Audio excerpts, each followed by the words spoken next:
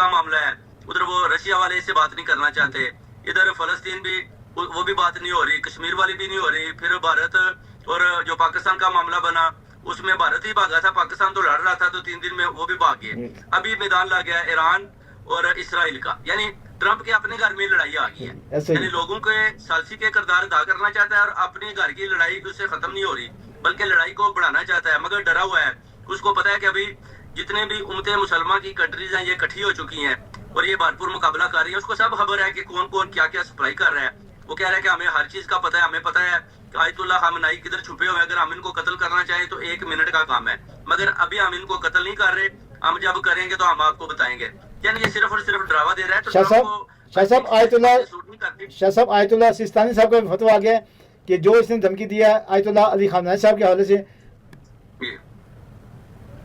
آیت اللہ خامنہئی صاحب کے حوالے سے جو آپ دیکھیں کہ ٹرمپ کو 100 سال قید بھی تو انہوں نے دی ہوئی ہے نا ایرانی عدالت میں, اگر آپ دیکھتے ہیں تو آلریڈی ادھر بھی اپنا سزا یافتہ ہے.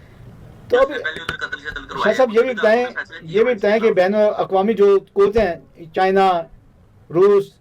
فرانس, وہ اس کو کہہ رہی ہیں صلح کرو, امن لاؤ. یہ ان کو الٹے جواب دیتا ہے کہ پہلے اپنے گھر کو دیکھو, جیسے رشیا کو اس نے کہا کہ پہلے یوکرین کو دیکھو پھر ہماری طرف آنا. چائنا کو دھمکیاں دیتا رہتا ہے, کبھی اس کو کہتا ہے 56% تمہارے پہ ڈیوٹی لگا دوں گا, بعد میں جہاں کی طرف بیٹھ جاتا ہے, پھر کہتا ہے ٹھیک ہے جیسے چل رہا ہے ویسے ہی چلنے دے. کیا کہتے ہیں آپ عالمی تناظر میں؟ دیکھیں جی ادھر اصل میں مسئلہ یہ ہے کہ جتنا یوروپین ہے ان کو آپ دیکھیں گیس اور یہ کافی چیزیں جو ہے نا ان کو رشیا سے آتی ہیں, تو وہ اگر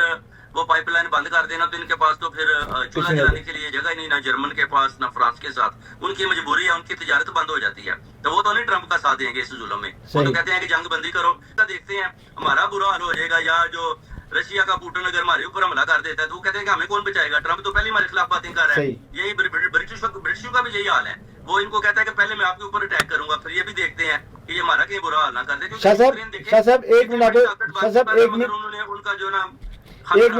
ایک منٹ ایک اچھا سا میسج دیں جو پورے ملت اسلامیہ کی آپ ترجمانی کرتے, ایک اچھا سا 1-2 منٹ میں میسج دیں ملت اسلامیہ کو.